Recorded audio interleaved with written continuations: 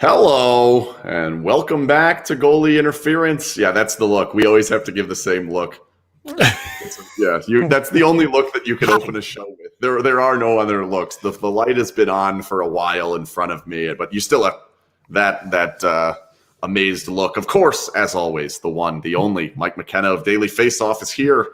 How are you this afternoon or night? I guess it's night at your time. It's still night, me too. How are you tonight? Yeah, I'm alive, man. You're here. All right. You're here. You know, I've actually been really planning out my All-Star week in Vegas. I'm excited. I just traveled so often there and back the last few years. It's like it's weird that I haven't been on a bird and back there, you know. So no, we're missing you out here. I'm pumped. Yeah. Oh, wait, here's one. We already got one of the comments. Is there a better feeling than two kids sleeping at the same time? Not I wouldn't know. Really. I wouldn't know. Really, really good feeling. You and Jason would know that answer. I would not know that answer. Somebody already noticed this. Yeah, I like that back there. That is nice. For my first year pro. The dice on the bottom are just spectacular. Yeah, man. These jerseys were absolute classics. So I loved them. They're like straight out of the poker chips that everybody had growing up. Those clay poker chips. They're so great. They were perfect for especially that era of the ECHL and Vegas and everything. I got another one. I'll show off the other one next week. But, man, I tell you what. We got some good stuff to talk about this week. Yeah, let's dive into what I think is the most important topic of the week, and that's Jack Eichel went grocery shopping. Yes. So that's big for me. A lot of kale, a lot of chicken. I would like to know which grocery store. Like, what was your grocery store of choice when you lived here? You know what? I started off all over the place. And when I was playing for the Wranglers, Smith's was right next door. I soured on Smith's very quickly when I came back. Gave Albertson a whirl. I was like, and then I went to Fonz. You don't like what do you not like? What's wrong with Smith's? I'm a big Kroger fan. It just, any place that requires a card drives me bananas because they're just put your phone number in. But they're tracking me. And I don't I don't even care about that. It's just that like you have to have the card to get the deal. And I don't want to bring the card. I just give me the same price. You don't need the card. You just put your phone number in. I just don't like it, bottom line. But long story short, I ended up going to Sprouts. I really ended up liking Sprouts a lot. Sprouts is next level. It's good. Yeah. Like, you know, like some of the things don't have the greatest selection, but like their produce and the meat department was amazing. And that's pretty much all I shop anyway. Like I don't buy a ton of processed things. So Sprouts was really good.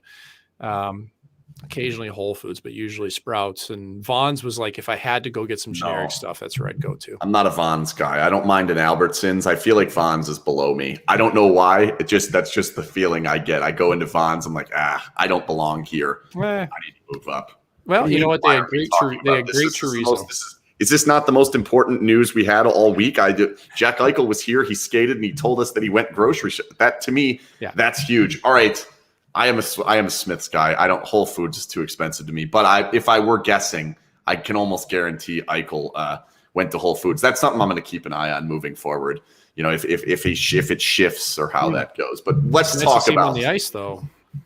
It was nice. That was nice. I don't know what he looked like. I was there. I can't tell you like what Jack Eichel after 12 months and 2 months off of the surgery looks like on this particular day. I don't know. Everyone asks me, how does he look? He looks like a hockey player. Yeah, dude. Like you can't tell from practice. Like, and I hate to say that. Like, you can go out there and see. Like, if you watch summer skates, you would see guys playing that you would think this guy is a world beater.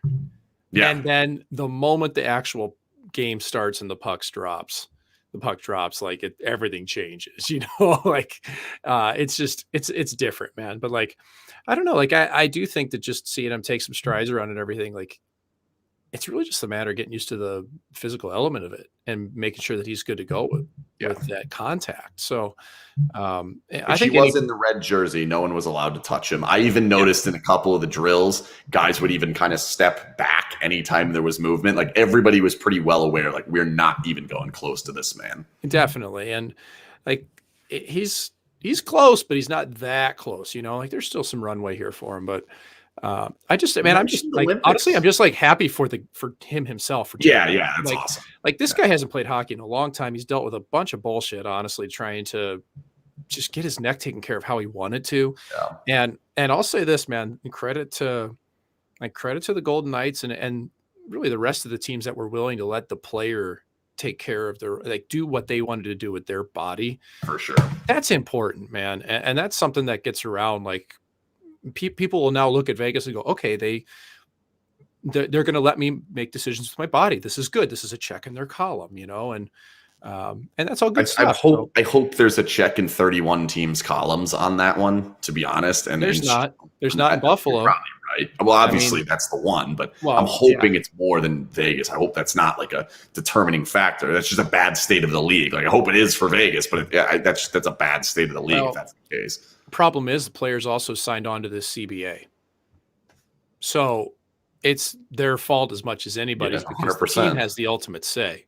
And they signed off in that agreement. And there was obviously a lack of leadership there, whether it was from the players themselves or the NHLPA when it came to it, because like, dude, you got to read the fine print and you got to realize what you're negotiating for. I've done CBA negotiations. Granted, they were at the minor league level, but healthcare was always forefront for us. Yeah. And at the NHL level, all they care about is escrow. Yep. That's it. Money. And then don't take away my money and hold it. Yeah. Yeah. And then guess what? Something like this comes along and it's like, oh, geez, that was in our CBA. I can't believe we saw and then the last time they cared about the Olympics, they get the adjustment to get the Olympics in there, and then they pull the plug on the Olympics. And I understand how a lot of these guys are talking. I did find it very interesting that Eichel brought up the Olympics, or he was kind of asked about the Olympics, and the answer was about them not going and all that. But then at the end of it, he said something along the lines of, I'm not saying I was going to go to the Olympics, but I'm also saying that I wasn't going to be able to go, which indicates we could be reasonably 3 weeks away. And like I've seen, a number of people targeting that February 1st game against Buffalo. My guess, to be completely honest, I would guess they do not aim for that game, just for the fact that I don't think you need the extra in that game. I don't think you want that to be a part of it. I would take that game off the table. As being the return game. Either it has to happen before or it has to happen after. That's just the way I view it, but maybe he views it differently. I don't know, but I think it's at least a possibility now. I agree with you wholeheartedly, Ken, but I also think that if he's ready to play and that just happens to be that game, whatever. I mean, that team sucks. That team sucks anyway, so it's like you might as well go out there and play. True. Like it's not like it's just go, do it, get it over with, but I do think it'd make a lot more sense for it not to be that one, but I would agree. But man, like he's getting close. That's the bottom line, and it's talk in the league right now because that's what everybody's saying, and especially after watching the Golden Knights dismantle the Rangers, and last night played incredibly well against the Maple. Very good game. Yeah. I think everybody knows that this Vegas Golden Knights team's for real, and you add Eichel into that mix, Pacioretty back into it. It's dangerous. Got to be healthy. Got to be healthy, and that's something that we'll talk about. But I almost wonder about that, Ken. Like I'm starting to think of this within the context of like nobody's going to be healthy. True. Like I do believe like my crystal ball says like Omicron's going to run through every team, and by playoffs they're all going to not have to deal with COVID. But for all I know, we may get another variant. We might all get another variant by then that's going to wipe people out, right? So I think it's kind of just play with what you got. But I'm talking less in regards to COVID. I'm talking more on wrist injuries and knee injuries and skates cutting guys' faces and the back injury and the neck injury and all these different things. Like usually teams that get bit by the injury bug, it doesn't really stop biting until the next offseason. It tends to go throughout the entirety of the season. And I think this belief that everyone's going to be healthy on May 1st because that's when the playoffs start. It just seems like utopian ideal, I feel the same way about my football team right now. Like the Buccaneers, all of a sudden everyone's back and everyone's perfectly healthy. It's come on, no, they're not. What they are on May 1st is healthy-ish. right, healthier in regards to we're willing to take the risk at this point. Yeah. You start playing at 70% and 80%. So along those lines is kind of where I wanted to start on one of the topics of today, which is basically that it's a 6-game homestand, or we're at least 6 games into what's now an 8-game homestand. They should have had games this weekend coming up. Very nice that they don't, because it would have been during the Buccaneers game. Shout out to Canada for canceling all your games for that. But the issue that we're kind of seeing and starting to see more and more is that there's a level of inconsistency. There's inconsistency inside of games. There's inconsistency from game to game. They have excellent games where they're not able to score, kind of like last night. They find a way to get through it. They have awesome games where they just run through a Ranger team that's very good. And then there's games against Nashville and Chicago where they don't really ever wake up. Chicago's the one I think bugged most of us, because it's like, that's a game you should have been up for. I think my main question is kind of like, it's December and January. You're squarely in the playoffs. The division is complete shit. You're going to be fine for getting in the playoffs. Like, there's really no risk of them not making the playoffs unless the wheels completely fall off. I'm not worried about that. So how much inconsistency is okay? How much can you live with? Like, and how much discussion is in the locker room of like, throw that one away. We'll get the next one. Well, I kind of look at it within the context of like, there hasn't been many blow-up games where they've just gotten crushed. And that's when you start to get nervous as a team, where you skate out and it's like, oh God, we just got waxed 7-1. You start to doubt yourself in those. And you're not going to bring it every single night. Like, and no one wants to accept that. Yeah. Nobody. Like, you're paid $1 million, but you're paying millions of dollars to every single night. It's like, no, dude, like, go play beer league and try to tell yourself that every single game you walk out there, your legs are going to feel good. Like, I mean, whatever you do for work, like, do you go to work every single day and give 1,000%? Like, it just doesn't happen. It's unrealistic. No, especially because you cannot give more than 100%. Oh, gotcha. Yeah. But put an extra 0 on there. Yeah. So like, I think what I've found that was encouraging about the last couple of weeks, at least, is they showed up against some big teams, right? The Rangers, Toronto, whereas earlier in the season, they were struggling against the better clubs. And, Chicago, I think that's just a weird game because of Fleury in general. I think the whole Fleury factor makes that game weird. And Nashville is just a damn good team. Like, that team is really good. And I love the push of the Golden Knights at the end of that game. I thought their third period, like we talked about this last week, but like, and they're top 5 teams in the league from coming from behind after 2 periods, which is great. But I think that their consistency is actually pretty good. It's probably better than we think, because this season started off at least different than we've expected. Yeah. Like, and again, like, teams and players really don't start to worry about things until you start getting run out of the building. And that's when it's like, oh, wake up, boys. Like, we got to do something about this. So like, if you think it's a hugely different feel, obviously they get the point, so that's different. But like, that game's 1-0 a minute and a half in last night. If that game ends up 4-0, 5-0, there's a huge difference in regards to they have 5 points on this homestand as opposed to the 6. Big time. Big time. Yeah. If you're starting to play, even with the roster. Yeah, I think so. Because everybody's got a depleted roster of some form right now. I mean, Toronto's not really as much, but like, actually, I mean, Toronto's missing Marner, everybody's missing players. So, the big thing for me is that they didn't end up playing from behind. Like, if you get down 3 goals in the first, 2 goals in the first, it's trouble. That's when you start thinking about it. And especially, like, I mean, I know Colasar hadn't scored. I don't know if he's ever scored a power play goal, but he finally got one. I've never seen, I can't remember the last time I've seen all 4 penalty killers underneath the red line. Yeah. All of them. But actually, like, power play was good for Golden Knights to score. I mean, they scored 2 goals last night. And I don't think the 5-on-3 looked particularly dangerous until Petro picked it up on a stick and scored. But sometimes you get one chance.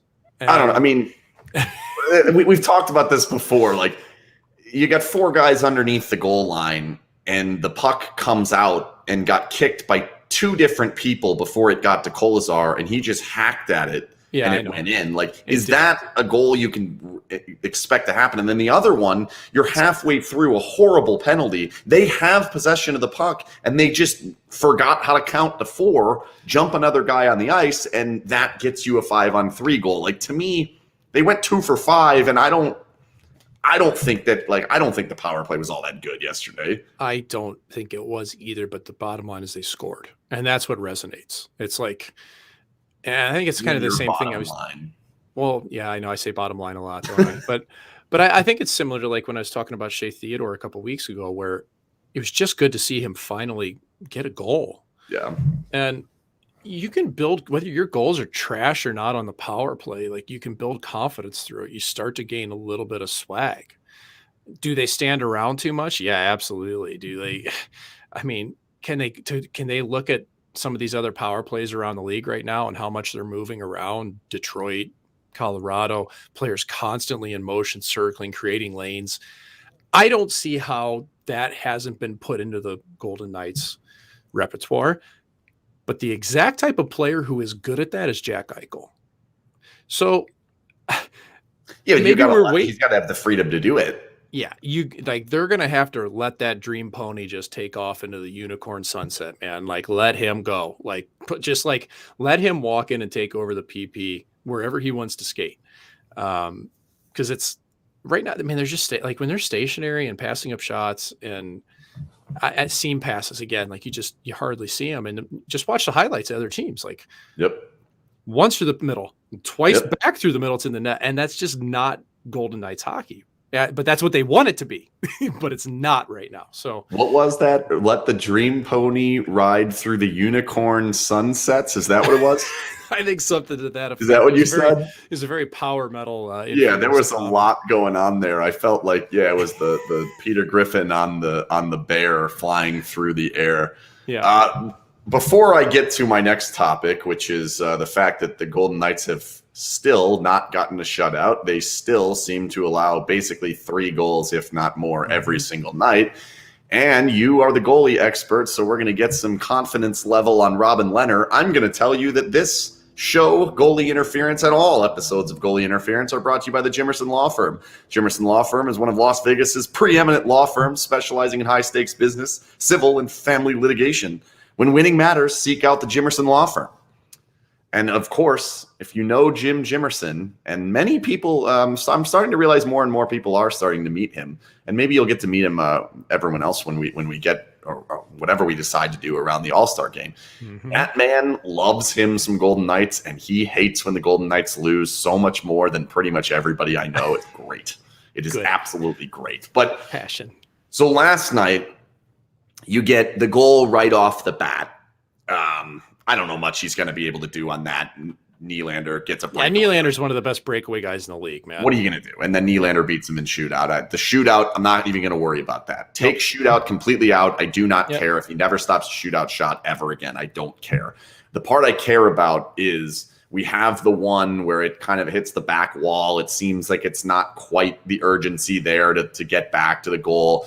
It just seems like every single night we're talking about one that we are like, you know what? I feel like that one's got to be stopped. And then over the course of the last week, they played a game against Marc-Andre Fleury, who earned the 2nd star for his effort, tremendous effort to get that 2nd star. Not as good as Ben Hutton, but good. A good game by Marc-Andre Fleury. But I think that my point is, like, it was a reminder to everyone in that building, like, that's what we had before. I know Robin Lehner can be better than he has. I know Robin Lehner can be as good as Fleury has been in the past. I know how good the guy can be, but we're getting deep into this season. Like, where's your confidence level that when the games truly matter, that he's going to be the elite goalie that they bought and they traded for and they re-signed and that they need and they're hitched their wagon to here?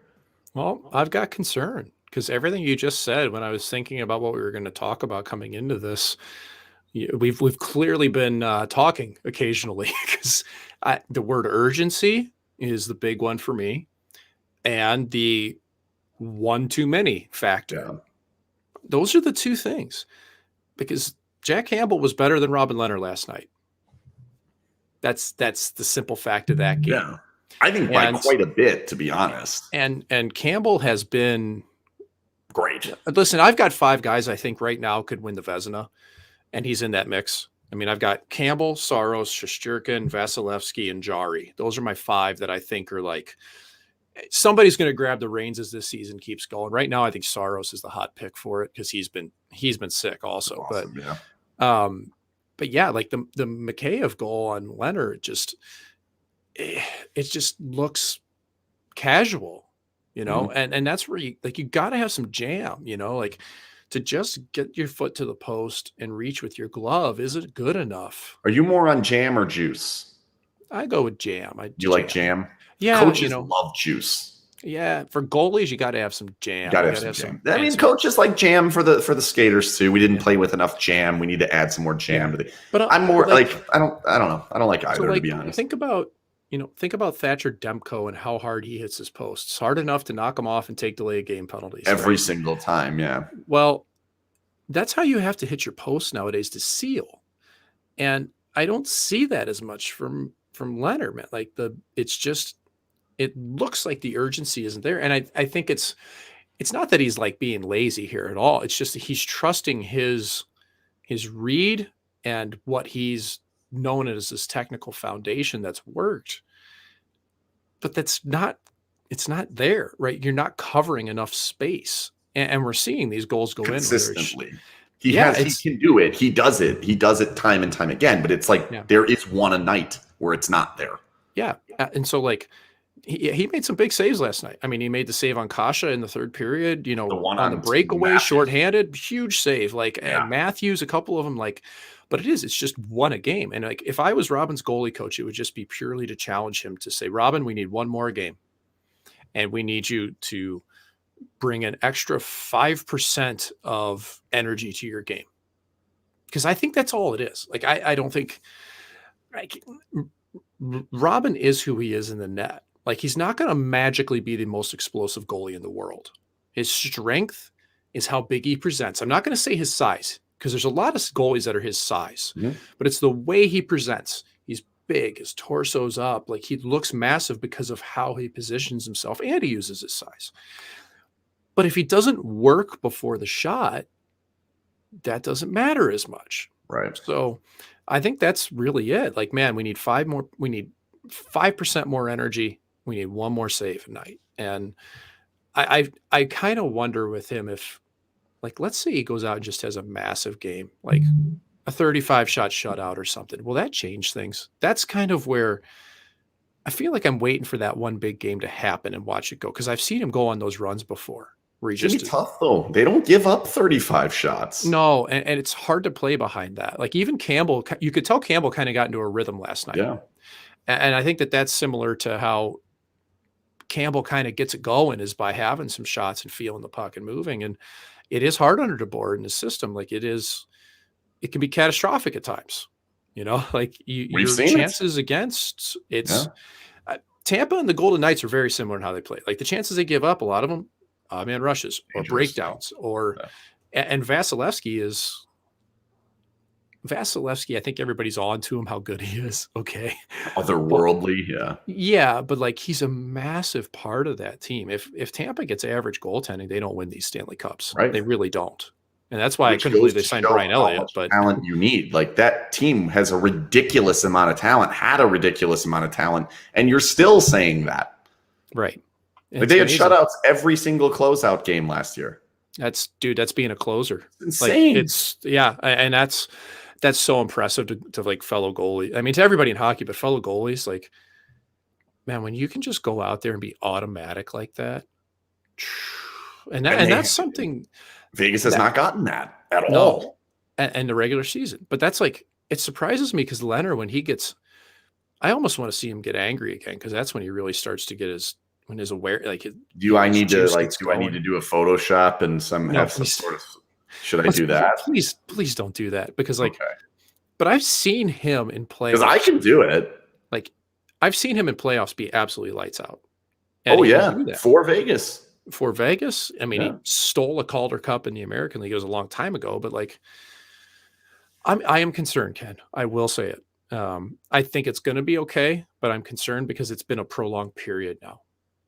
And that's the big thing. Like if this was just a week or two. Yeah, it's 2 months, 3 months. Yeah. I mean, by the end of this year, I want to see him up in a 9.15 or else I'm still concerned.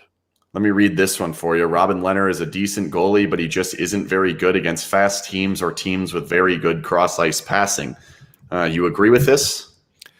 He is a better than good goaltender. He is a very good goaltender. I mean, listen, stats don't lie a lot of the time. He's been on some bad teams. He's been on good teams. Goalie stats can, but they can't. Yeah, but over the course of your career, probably not.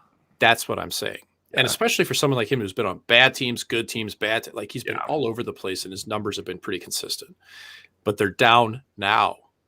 And that's where I do get some concern because of what was just said about teams that can really move the puck laterally, teams that know he doesn't rotate and move well. Like even Matthews' goal, that cross crease pass it's he's got no chance. Yeah. Right. And well, he attacked forward. If he would have just moved to the middle of the net, he would have been fine. But that's what he does. He attacks forward on that type of play because he doesn't rotate very well. And teams know this.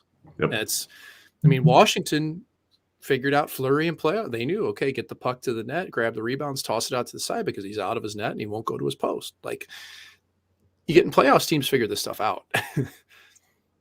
Like give me the level of concern that it's not going to get better by playoff time. Like if I'm 1 to 10, meaning 10 you're super concerned, 1 you're not at all. Obviously, I know you're not a 1, but no, I might be I'm a 5 for sure.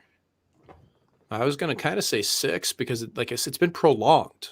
You know, where were you? Like I don't know. I can't remember last season other than just it was a blur of they killed everybody the entire season. But they won the Vezina last year. They knew they had Robin as the backup or as a tandem. Like It was a 1 going in to the playoffs, right? Like goalie's not going to be our problem. No, and I still think that this team, if they're humming along with a pretty full roster, I still think goaltending will not be the problem. I don't think it'll be what sinks them, at least early rounds. I get concerned get to later rounds. Yeah. That's teams just pre-scout way too much, man. And they're just too good. The top end teams, and it does concern me, but but the problem is, here's the thing.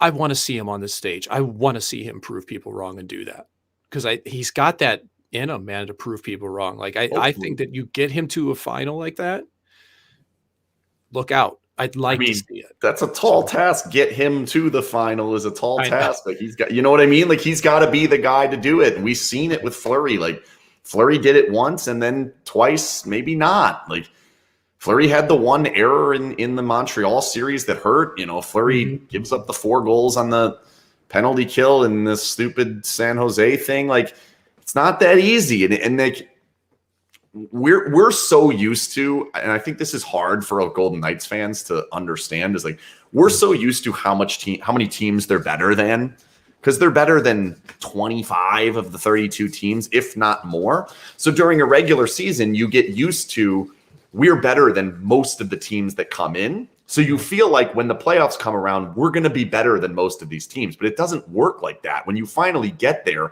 you need the above average goaltending every single night. And then with this team's ability or inability or whatever the hell it is to make other goaltenders look out of this world, that's where the concern comes for me, where I knew in every single game, there's a high probability Marc-Andre Fleury is going to be better than whoever the other goalie is. Now, I think there's a chance of it every single night, but I also think there's a chance that there's one moment that I'm like, man, I can't have that. And for a team that does allow higher danger chances this year than they have in the past, that one moment could kill them. Yeah, could. I mean, that's what we're running, but that's what you have. So it's not changing. So it's a very good point. Yeah, one of the things you wanted to touch on was William Karlsson's performance yesterday. It was a game that, for the most part, for the Golden Knights, they were pretty darn good for the back 40 minutes of it. Things fell apart for 3 minutes in the middle or whatever it happened to be. And then you look at how that third period was played, the way they suppressed shots, the way they continued to generate offense. I think a lot of that was a combination of the misfits and Pietrangelo. And I think you're right that Karlsson has a huge part of when they're succeeding and playing that style. Yeah, and he was awesome last night. I mean, right off the bat in the third period, obviously he knows because he scored a goal, but I noticed it earlier on in the game. I thought he was just more active on the forecheck than I'd seen in a while. Like digging out a bunch of pucks and sometimes when these things happen, you go back at the stats and you're like, boy, I swear he did more than I saw. And and I just saw it. I was like, wow, he did have 4 takeaways, like he actually was a puck hound. Like I thought he was. I hate that stat so much. Yeah, because it's kind of especially at T-Mobile Arena. Boy, I sit right in front of the guys yelling takeaways, and there was one yesterday. I almost threw my computer at them. Yeah, so I just think that like Karlsson probably doesn't get as much credit as he deserves sometimes because the Pietrangelo goal, he just sets a screen in front, but that's a pretty big deal because there hasn't been that many guys that have stood in front of the goalie and done that for the team this year, Exactly. A Golden Knights staple. Yeah. So it stands out. And I thought he was really good. And like usual, like he plays power play, plays penalty kill. And there's a lot of guys on the team that do that, but he's never going to score 43 goals again. We know that. But man, like if you ask any team in the league, if they take him as their second line center, I think they take that pretty quickly. Make sure you don't ask too many teams that because then somebody actually will. We'll move on. We'll talk. We'll bring Jason on here. I want to talk about the Marc-Andre Fleury game and what how that whole thing went down. Like just watching, I was the one that was there. You guys were not. Just watching from home. Give me kind of your sense of how that game went and what it felt like on TV. Can I ask Mike something first? Go right ahead. Yeah, I'll take that. We'll take them in order. Go ahead. Try and convince me that the Golden Knights weren't trying to give Fleury the victory that night because every shot was at his chest. It looked like it was practice. Well, they weren't at the end of the game. I'm trying to think of who he saved at the end of the game in that last minute or two. I don't know if they were trying to toss it into his chest. I don't think that at all, but sometimes when you've faced a goalie for so long, you can try to overthink it a little bit. And it wasn't a high danger affair, but I don't know. He still faced 31 shots and in the other direction was less than 20, I think. So it was not a lot. Third star though, Robin Lehner in that game. Yeah. Well, that's typical of a 2-1 game, but I couldn't believe he was second star. Like that was insane. That was back to T-Mobile and win, and it's the here and like second star. I was like, are we to read into that? Like it was kind of 100%. Absolutely. How can absolutely not make him first star, please? I don't see how that couldn't have been. I mean, Pietrangelo was the first star last night too, though. So there's obviously a weighted scale, I guess, but that's also a shootout game, and that's different. Like, I mean, the first star is a defenseman who played 14 minutes and chucked one in the first 5. Yeah, I'll back them a little bit on Pietrangelo last night. I thought he was pretty damn good. He played 30 minutes. I'll give you that one. I agree with that. Yeah. In my opinion, Ben Hutton's shot was like a mistake. Yeah, but I think the main thing is like, and I might be going out on a limb here. I think if you were to say a different goalie would have been in there for Marc-Andre Fleury and a different defenseman would have been in there for Ben Hutton, I feel like Fleury's impact was higher. Thus, I feel like he was more important than Ben Hutton. Yeah. I'm going out on a limb there. Yeah, well, just the overall nature of it. Like he should have been first star if they won the game in general. It didn't matter. Anyway. Yeah, like 5-4, he should have been first star. Yeah, I mean, Mike, do goalies over in general, do they get overlooked when it comes to the 3 stars? Because I mean, for the most part, right? If a goalie gives up 3 or less, people just think, oh, he did his job. But realistically, when he's facing really tough offenses, it's a pretty good night. I think we actually get too much credit in the 3 stars a lot of the time. And I think it can go both ways. Like you can be overlooked if you allow 3 or 4 and have a great night. You're not going to get it either. It's kind of that big bell curve of life thing where like a lot of times goalies get too much credit, yet they don't get enough. I mean, sometimes it's obvious the goalie should be the first star, but the 3 stars kind of matter to players though. Really? believe it or not, like players will pay attention to those, and we'll all look at the score sheet and go, "What?" Like it happens. Like, and so, like, how does Ben Hutton feel about that? Because he's in there singing Barbie Girl after every game. I'm assuming. I can bet you anything. He went, "I'm first star." You're damn right. You're first star, Ben. Really? Like, okay. Like you were probably came off and laughed about it.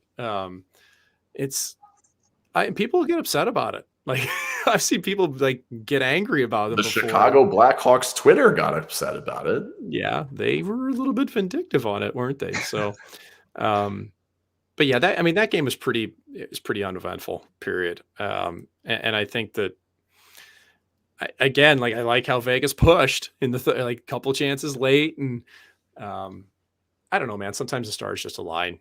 I guess in that game, how did you two feel? Because we put out the poll of who do you want to win and whatever, and like I know we're a little different on like the who do we want to win or not, but like knowing that you're speaking to a Golden Knights audience, knowing that a lot of the Golden Knights fans are diehard Fleury fans. They're also fans of the Golden Knights. I went on this whole rant about how Fleury made you, or being a Golden Knights fan made you a Fleury fan, so you can't be mad if you want Fleury to win. No, listen to that the other time. But like, did you feel in that game like Fleury deserved to win, and that it would be best for that game and for that narrative that Fleury won the game? Yeah.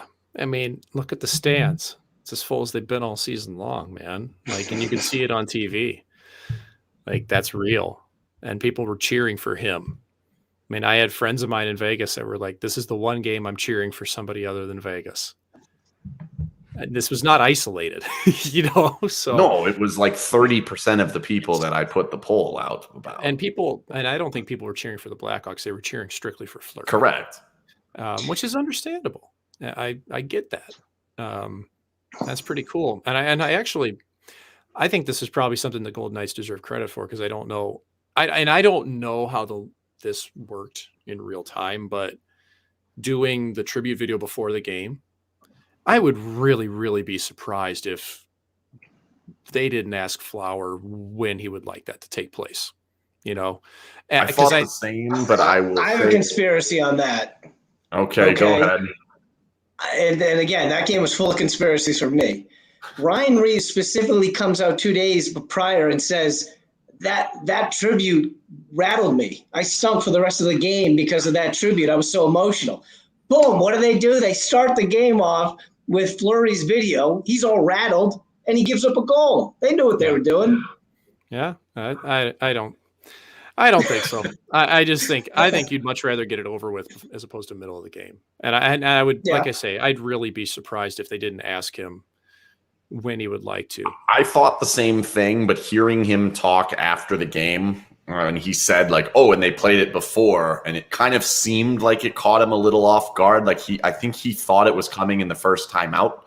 Yeah, I mean, maybe I'm wrong. I have no idea. I do believe that it was in his best interest. They were thinking in his best interest of when should we play this? What's the fairest thing to him? And I do think that it was the right decision.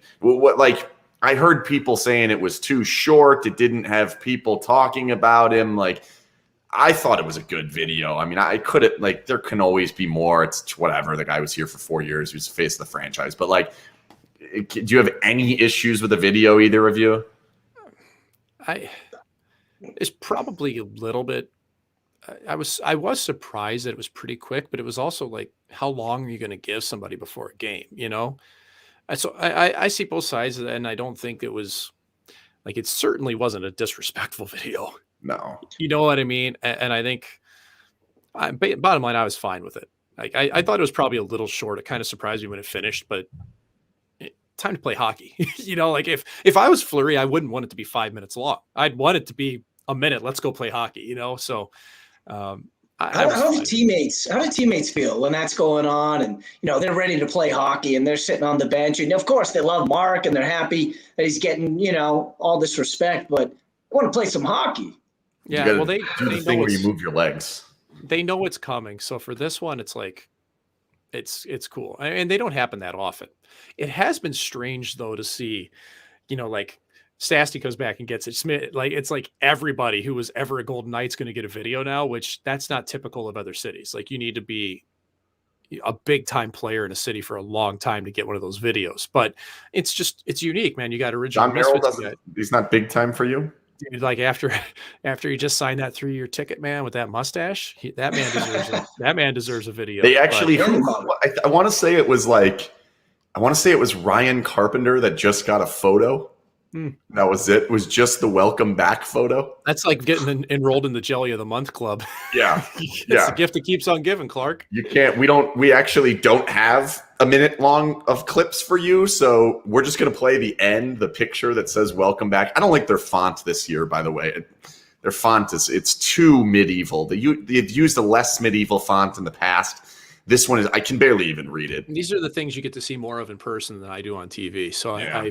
I haven't gotten the full effect until I get there in less than a month now. Let me see if I have it. I was bothered by the font.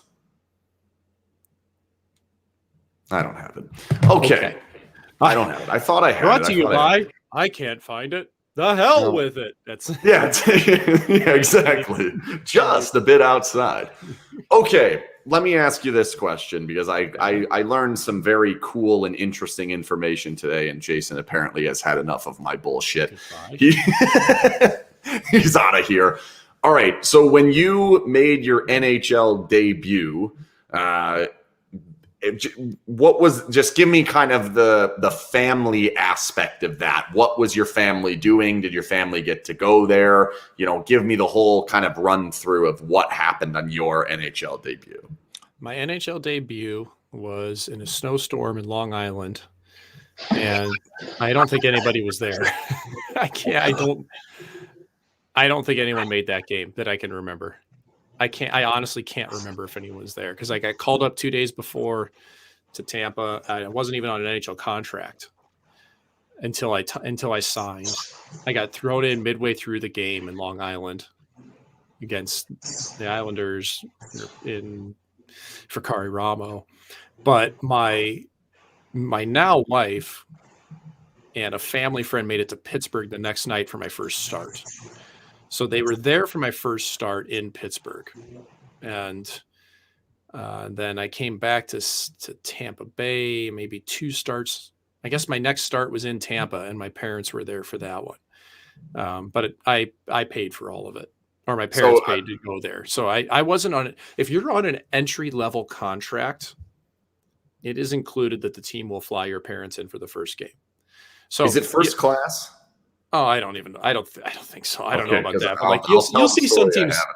You'll see some teams doing this about how good of people they are flying parents in and stuff, and it's like, no, dude, that's CBA. They have to do that. That's fine.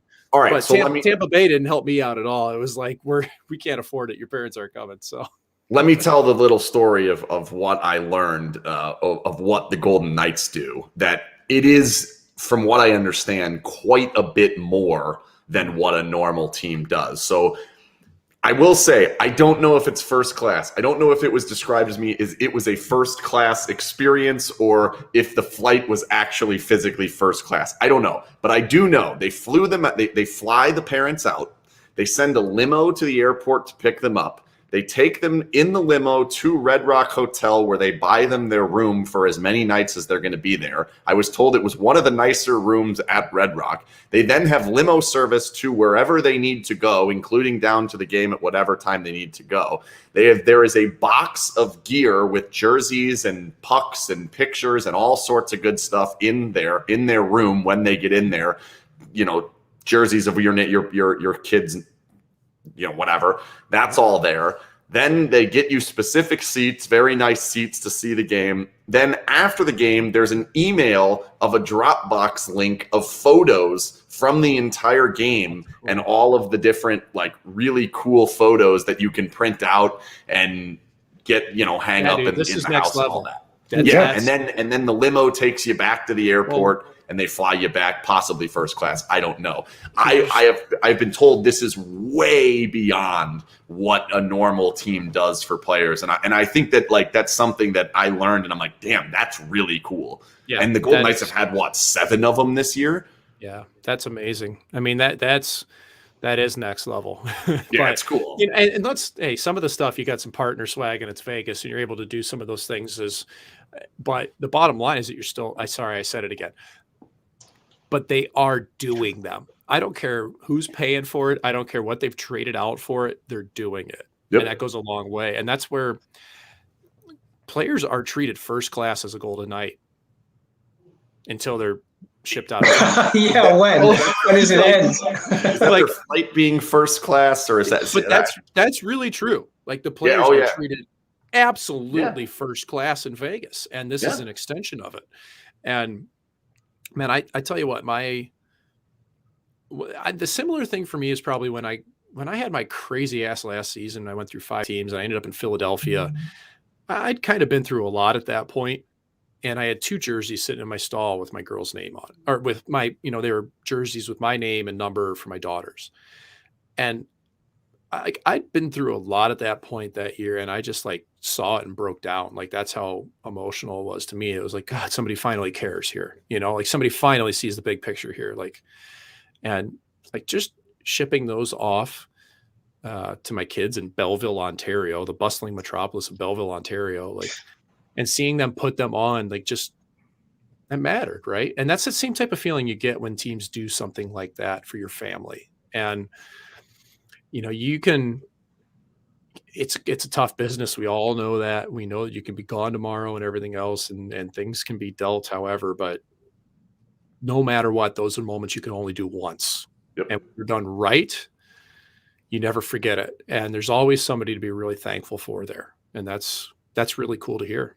And I think this team, that's just a great example of those are the moments, those are the things. And, we talk a lot about how some of these things end and what happened to Fleury and what happened to Schmidt and what happened, on and on and on. But like, while they're here, the Foley's buying ping pong tables and yelling at David Perron you're not buying a ping pong table, I'm buying a ping pong table. Fleury's car had like a dust spot on it, and now there's car washes every 5 minutes. Well, why players are so pissed when they get traded is because they really don't want to leave. Moving your stuff they don't want to leave, you know? And that's very true. This is good. Mike McKenna CPA, where the bottom line matters. That's good. That is pretty good. Oh, man, I am not a certified public accountant. I can promise that, but watch this transition. One player who did not make his NHL debut and his parents did not get the first class flight over here to watch the game is Lucas Elvinus. What a weird situation that is. So this is a kid, for those of you who don't know Lucas Elvinus, you picked in 3rd, 4th, 5th round, somewhere in there, middle rounds, of the first draft. It was the 17 draft. He came to development camp right away. He's basically been the same guy the entire way, which is he just produces points. He doesn't do it in a flashy way. He's not a great skater. He's not in a, anything that jumps off the page. But end of the day, he's like got 15 points in 17 games. And he's been doing this over and over and over. He did it in Sweden when he was first there. He's done it here in the AHL. He was the AHL Rookie of the Year. And then all of a sudden, out of the blue, we get the news that they waived him. And it's unconditional waivers, which is for termination of the contract. It immediately jumped off the page to me like, oh, he must have said something or did something or broke the protocols or whatever. The more I've learned about it, from what I understand, the hope was that he could go play in the Olympics. That Sweden kind of reached out to him and said, this might be a chance, but you cannot be under NHL or AHL contract to be able to play. And he said, well, you passed me up guy after guy after guy. You sign Amadio, you sign Brooks, Ronbier, Jones, Lecision, all these guys play, Cotter, and I don't get my chance. Like, I guess this is best for me. Maybe I'll just go and play in the Olympics. And then he gets claimed. So now he can't. Well, that's kind of been brewing for a long time. I know he hasn't been. I know that Elvinus doesn't feel like the organization ever believed in him, and it makes sense. That's what it looks like as well. And I can remember he showed up at Chicago Wolves, and it was like they didn't even know if he was going to play for that club, and he led the team in scoring, was an all-star. Yeah. It was kind of like a big FU at it, and I know there'd been friction there at least. But for everything I read about this between his agent and everyone else, it was amicable. Like it was fine. It was just like, okay, well, he wants to go do something different. We'll let him. Well, that's easy to do and say when you really don't have a plan for a guy, because it's pretty obvious that they didn't believe in him. Mm-hmm. So yeah, if that's the case, I didn't know anything about the Olympics.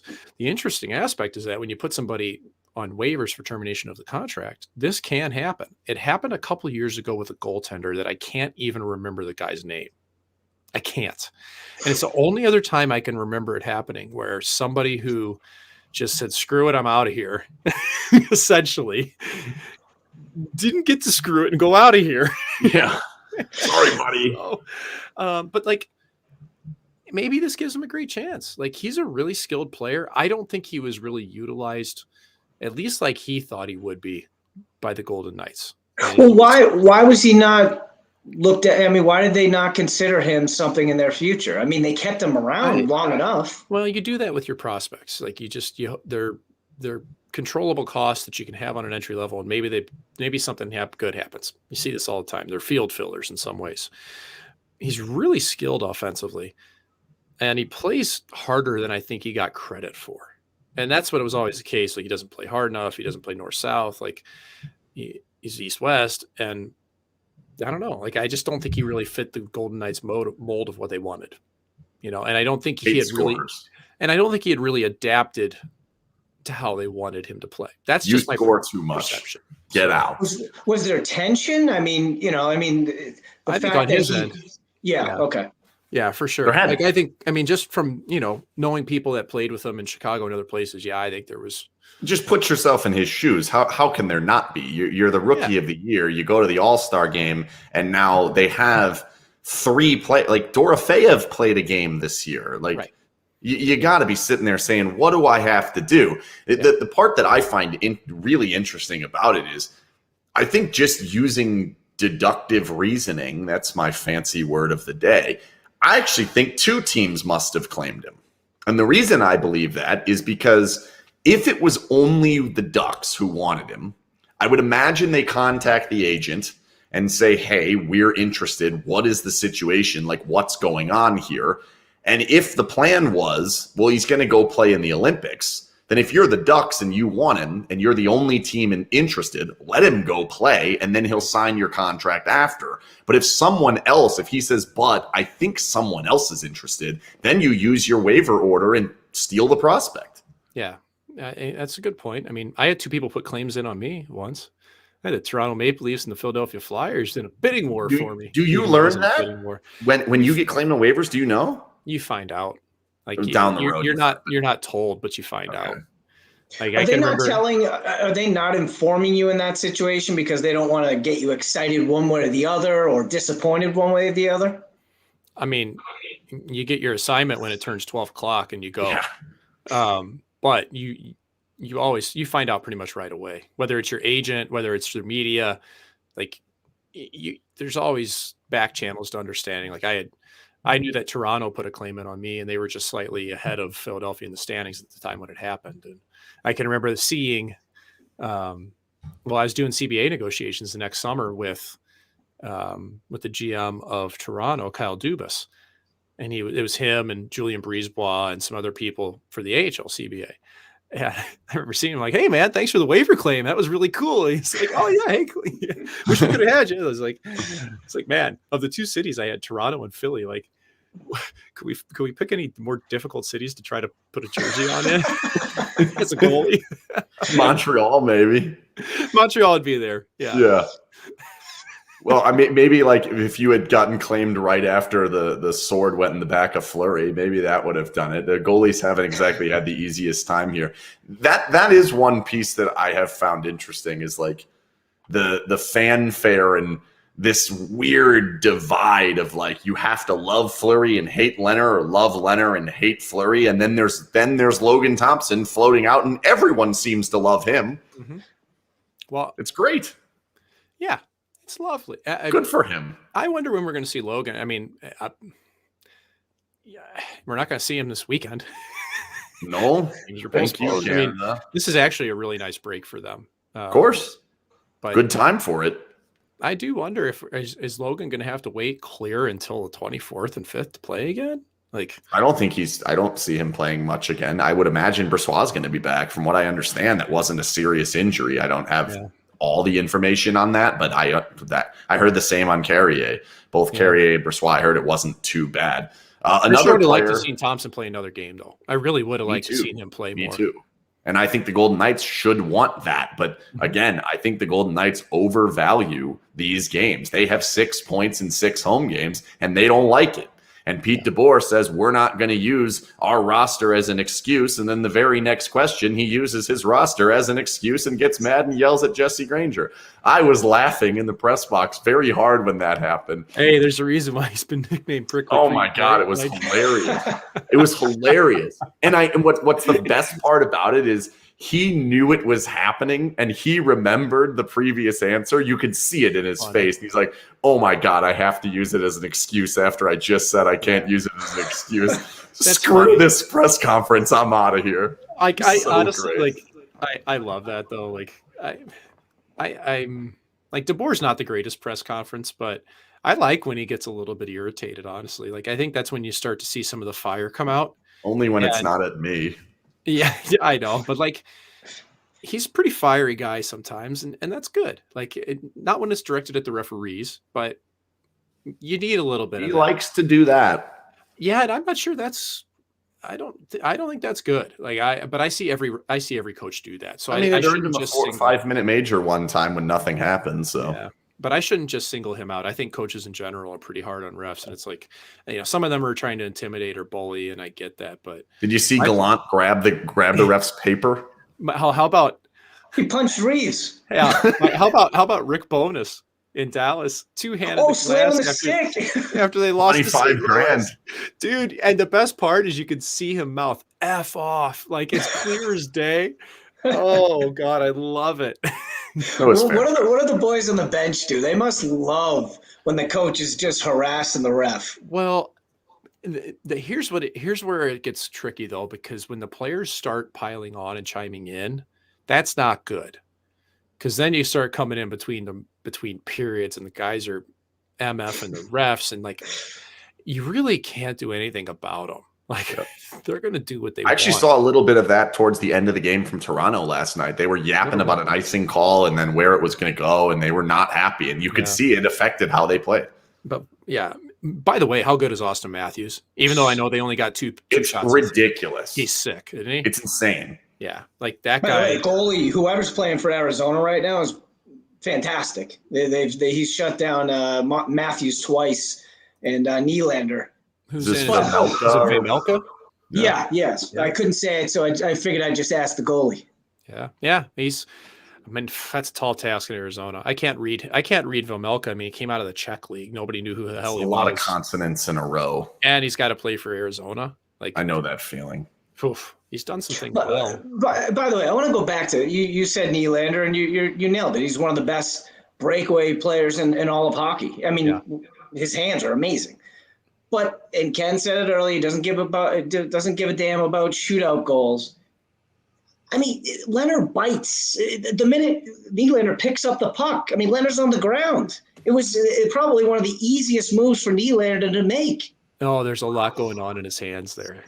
There's all these little details. I want to believe you. This is where I wish we could show video and I could break things down real time, because he's so silky, Nylander. Like I remember, Nylander was an all-star in the American League the same year I was, and it was in Syracuse. And I'll never forget them doing the puck relay through the cones, and where they go back and forth with the puck, and like Nylander, his hair is flowing, no helmet on for this thing, and he never once looked at the puck, and he was ripping like so fast, and he's just like through his head's up, and like he's like smiling, and I just went, whoa, like this is freakish, because he's the only guy that did it. But that's what you can see, like he can adjust on the fly so quickly because his head is up when he's attacking, and like Leonard's actually done pretty well, and I don't see his numbers this year in shootouts. No, he's been good. He's been good. They're like 6th in the league in stopping shootout attempts. And I think he's got to be 70%, 60. He's higher than that. He's better than that. Yeah, he's been good. And I still think he's technically officially the worst shootout goalie in the history of the NHL. But that's coming away. It's potentially going to shootouts like I would never fault a goalie for losing a shootout because I was a goalie, but some goalies are just lights out in shootouts. And those points matter. Those points matter, man. Like you get down to the end of the year and you plunk 4 or 5 shootout wins in the bank. When you got a guy like Nylander, like you got an ace in the hole, and that's powerful, right? Well, I thought Vegas had the advantage. They sent Spets out there first, and I'm sitting there going, "Oh, Vegas is going to clearly win this one." Spez went 5-hole on Lehner. Spez is, Spez is probably the most. It may not, if he's not the most cerebral guy I ever played with, he's up there. I'm shocked that he didn't have every single highlight clip of Lehner in his head on what to do, and he tried to go 5-hole on him. I was blown away that's what Spezza did. I couldn't believe it. Yeah. I have some breaking news about an upcoming interview that we're about to do. I'm sure by now, if you follow us, you know that our good friend Brian Blessing passed away on Sunday. And we've had the honor of taking over his radio show, which I renamed from Vegas Hockey Hotline to Brian Blessing's Vegas Hockey Hotline. And anyone who calls it anything but that, I don't like you anymore. So we have the honor of taking that over again on Friday. And we have a very special guest that is going to join us, maybe the specialists of guests that could possibly join Blessing's Hockey Hotline. And that is the one and only Bill Foley. He's going to come on right at the top of the show. Give us some stories about Brian and how good of friends they were. And they were very good friends. I'm going to try and needle him a little bit on how good Brian was at golf and how often Brian took money off him at golf, because Brian was very, very proud when he would take money off of Bill Foley. Let me tell you, he really enjoyed it. But then, we'll sneak in some questions, some good questions for Bill. I'm going to make sure we get some hockey stuff in there, because if Brian taught me anything, it's when you get Bill Foley on the phone, you ask him every single question you have. So that's our plan. Friday, KSHP Radio 1400. There's a streaming link. I'll send it out, but this is the first I've said it.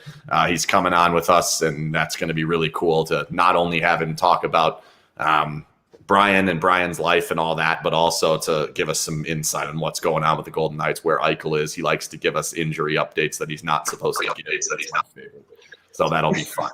One last topic I wanted to talk about is that the Golden Knights are now not unrepresented in the Olympics. Brendan Brisson is going to the Olympics. Number 1 first round pick for the Golden Knights, having a nice year at Michigan, which I'm thinking, don't go overboard about that. Like, everyone's awesome on Michigan and everyone kind of sucks on all the other teams. So relax about what's St. Lawrence University. Yeah. Except for St. Lawrence University, obviously. That's like a no-brainer.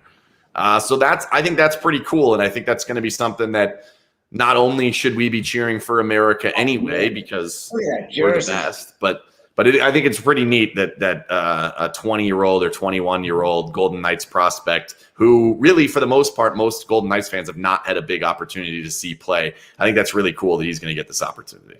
Totally, and it's a good stage for him. I mean, I don't care what the hockey's going to be like. There will be good hockey players there. Okay? It's not going to be the NHL, but it's still going to be good, and kind of relates to. Jordan Greenway went to the last Olympics, played for the U.S. team, now with the Minnesota Wild. He was at BU, I believe, at the time. Jordan Greenway, by the way, grew up a really big Mike McKenna fan in Canton, New York. He used to go watch me play at St. Lawrence University. I've got a picture of us together. Oh, yeah, it's a good one, too. He's like this tall, and I'm in college. And now he's looking down at me. I actually, his first year pro, like our first year with the Wild, I was in Dallas, and I made sure to tell their PR guy, I'm like, man, get him out here. And I took a picture, and I'm like this to him. But yeah, Jordan Greenway. I think Troy Terry, I believe, as well, went for the U.S. team, I think in 2018. So it's a good stepping stone. Any chance you get to experience something like that, amazing. That'll be cool. And it gives Golden Knights fans somebody to really root for, right? And really follow in this tournament. That's what I'm excited about. Yeah, for sure.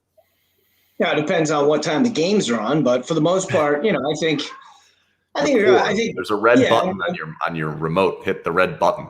That's it. And it's not like you'll be getting phone updates, when the game's actually going on. So I actually do get emails from US Hockey, and I'm going to have to tell them to take me off because they're spoiling the unenroll me for the next month, and then I want to be re-enrolled. But brutal. Yes, go Bills. Go Bills. In honor of Brian Blessing, go Bills. We are 100% on the Bills, and if the Patriots win, you are not honoring Brian, and that is your fault, and I blame that 100% on you. Hey, listen, I know that normally when I would go in and do my show with Brian, I'd be wearing a Pats hat, and it would tick them off a little bit, and especially after the Patriots beat them. The 3-pass game. Yeah, the 3-pass game. So I figured I got to wear it today. And, Brian wouldn't want me turning on my own team. That's valid. That is I'm true. completely agnostic to football. You give me a team and I'm good. Like I've had 2 teams leave me in my lifetime, St. Louis Cardinals football team and the St. Louis Rams. You know why? You remember the Cardinals. Because St. Louis an 83 sucks. birth year. That's why. It's because St. Louis sucks. I'm going to take that personally. You should. Yeah, I do. St. Louis is awful. Oh, yeah. Columbia, Missouri. Had a great time. Pokey sticks. Oh, gee, pokey stick. That's the claim to fame. What a terrible thing to have claim to fame. Luckily, I moved to a good city finally. It took me 20-something years of my life to finally end up in the best city in the world, which is where we are now. And I think I'll be shortly. Huh? And where I'll be shortly. Give me a call. Yeah, you'll be here in a month. We're still working on exactly what's going to happen. We don't know if we're going to do a show or we're going to hang out somewhere. We're still trying to nail that down, but there will be some way for all of you guys to hang out with Mike when he's here. That will be fun. I'll announce that when we get more information. Normally at this part of the show, we pick games, but the Golden Knights don't play for ever. I think they have one game, and it's Pittsburgh. And that's going to be a tough game. What do you got in that game? Oh, I'm going to take Pittsburgh on this one. Yeah. With the big layoff and I don't have Pittsburgh's schedule in front of me, but I believe that they've got a couple between. Man, that team's good. Malkin just came back, had 2 snipes. Brian Russ should probably be back out of COVID protocol by then, and he had 11 points in 3 games coming out of injury. Tristan Jarry at a Vezina pace. The team's very good.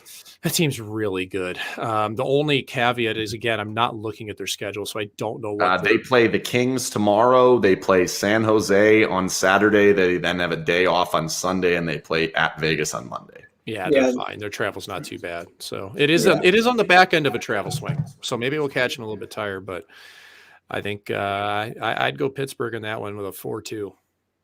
I'm with you, Mike. Before, this is always the time that I have to always bring up one of Mike's games, right? So this week, I had a hard time. So I chose 2, okay? Uh-huh. This would believe it might have been your first shutout. Do you remember playing the Islanders? Yep. Well, it was the only shutout. Okay, all right. I had a modified shutout as well. I played 46 minutes against San Jose and had a 46-minute shutout in relief. That counts. The only real shutout. If you'd have got the first 14, there's no chance in hell they were scoring. Yeah, well, Lettinen allowed a couple, so I had to come in strong. But anyway. Yeah, that one came about. It was you had a pretty decent game there. Not too many shots. So, I think for the most part, I think, you worked hard for that shutout. But what is this segment? Just Jason picks a random game and sees if you remember it? What is this? Where Mike feels good about it. Well, I can tell you about that game. Kyle Okposo came out of the penalty box with 7 seconds left and had a breakaway. And I had to make we had some defensive pressure coming on him, and I had to make a blocker save, and it went to the corner. But I remember seeing him come out of the box because referee Don Koharski called 2 minor penalties on the Islanders in the last 5 minutes of the game.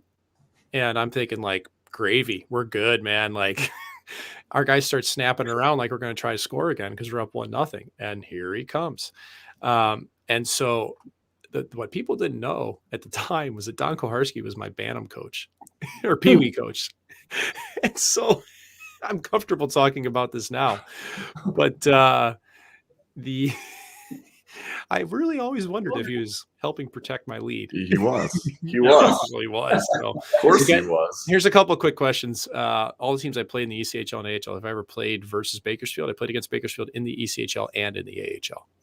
So I got both of those. Bakersfield's awful. And the same thing with San Diego. I played against San Diego in the ECHL. San Diego, the city is great.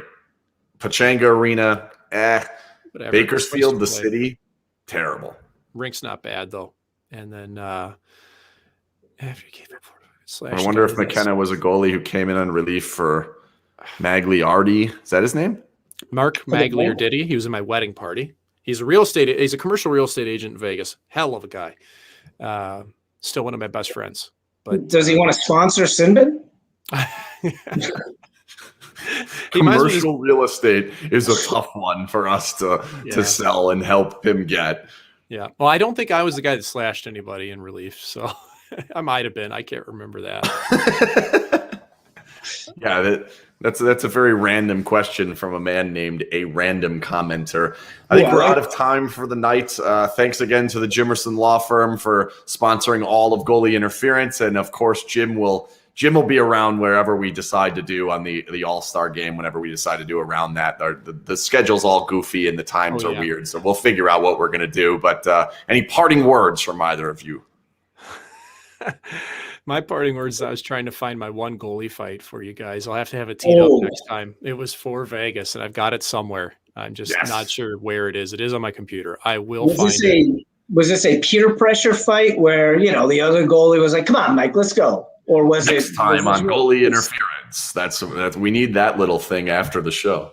What happened was the other team's goalie had an e-bug behind him, and so the e-bug could not go in the game unless the goalie got kicked out or hurt.